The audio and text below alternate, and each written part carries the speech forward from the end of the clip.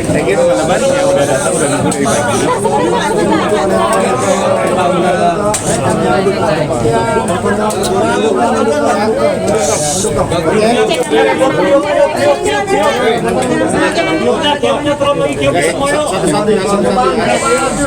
Gimana pemeriksaan hari ini? Alhamdulillah, pemeriksaan hari ini udah selesai. Saya ingin ingatkan ke teman-teman, ingin menginformasikan kalau misalnya ini masalah saya dengan mantan istri saya. Tidak ada hubungannya sama sekali sama BCL. Jadi mohon jangan tulis BCL atau pakai fotonya dia di dalam pemberitaan masalah ini. Terima kasih. Tapi pemeriksaan hari ini Ini biar kita masuk hukum. Abang majuan bang. Iya, Bang. Majuan bang, majuan bang.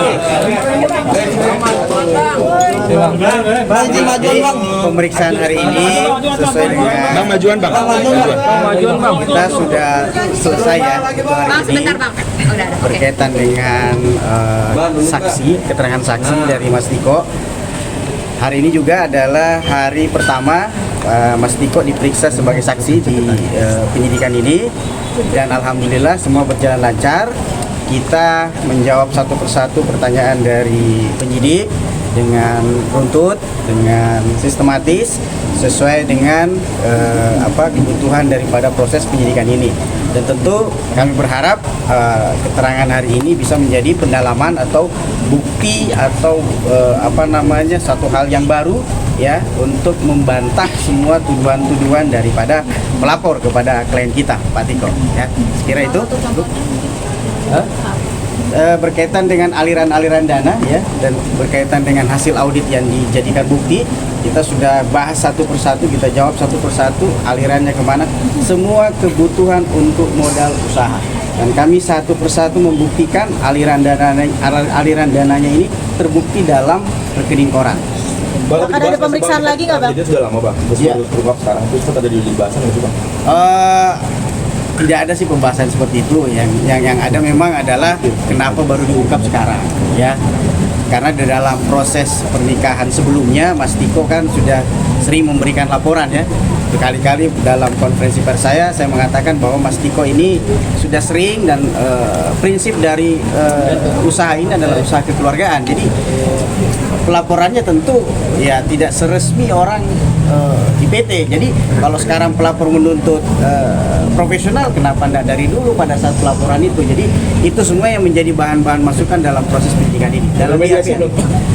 Kalau mediasi kami sih membuka peluang untuk seperti itu ya, karena biar bagaimanapun apalagi ini adalah hubungan ya personality yang pernah terjadi antara seorang suami istri ya. Jadi ruang-ruang itu masih terbuka. Mungkin ya saya tidak tahu siapa yang bisa menjadi mediator, tetapi bagi kami apa yang menjadi kepentingan hari ini, apa yang menjadi kewajiban hari ini kami selesaikan dengan baik ya.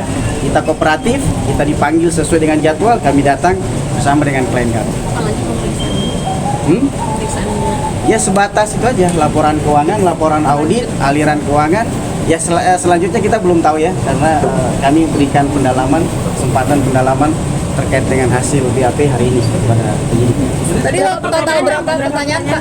Total pertanyaan? Wah, saya kurang lebih ada sekitar 40-an atau 50-an ya pertanyaan. Karena ini juga kan pengulangan dari BAP lidik sebelumnya yang kita koreksi satu persatu.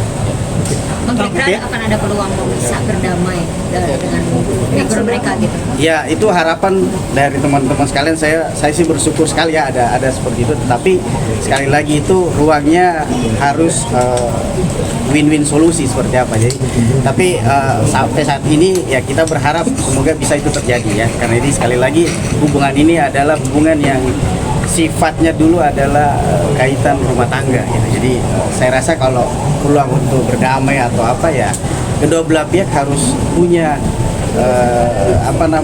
frekuensi yang sama. Bang, untuk penyalahgunaan jabatan mungkin ada arah ke sana nggak sih? Tidak ada. Kalau saya sih kita di dalam proses BAP tadi sangat jelas untuk berkaitan dengan tuduhan penggelapan dalam jabatan. Kita satu persatu sebagai direksi, Pak Tiko tadi menjelaskan bahwa aliran dana tersebut murni untuk kepentingan perusahaan dan tidak ada yang kepentingan pribadi. Bang, untuk perusahaannya sendiri sekarang masih berjalan ya? Perusahaan kan sudah selesai, sudah tidak berjalan. Restoran sudah berakhir di 2019 ya. Sebelum PT secara badan hukum masih tercatat di AHU bahwa PT ini masih sebagai badan hukum. Pak, tapi sudah ada pertemuan antara itu dengan mantan istrinya sebelumnya? Kalau berkaitan dengan perkara ini belum ada. Gitu. Kalau berkaitan dengan urusan anak atau mungkin saya nggak tahu. Bang, tadi mantan istrinya juga katanya datang ya bang untuk pemeriksaan. Kami tidak melihat, tidak datang. Saya tidak tahu apakah ada data, saya nggak tahu. Bang, ini kan berarti urusan bisnis gitu ya, ada perjanjiannya seperti apa sih Bang? Mungkin pas awal bikin bisnis bersama gitu sama mantan istri. Dia bisnis bersama ini kan dibangun karena ini urusan bagaimana suami istri ini membangun bisnis keluarga. Jadi kenapa bisnisnya ini hanya ada 3 pemegang saham yang kesemuanya ini adalah ikatan keluarga. Satu bapak mertua, kedua ini adalah suami istri. Jadi bisnis ini dibangun memang hubungannya adalah bagaimana membangun bisnis secara internal keluarga. Jadi tidak ada pihak-pihak lain yang dilibatkan dalam perusahaan itu. Artinya nggak ada perjanjian tertulis yang disetujui semua pihak gitu ya Bang, secara materai atau resmi gitu. Kalau perjanjian tertulis itu berdasarkan akte pendirian perusahaan saja. Di situ jelas berapa jumlah saham yang disetorkan, ya, masing-masing jelas berapa komposisi persentasenya, ya, tertulis siapa direksi, siapa komisaris dan siapa pemegang saham. Pak izin Itu Pak, aja sih.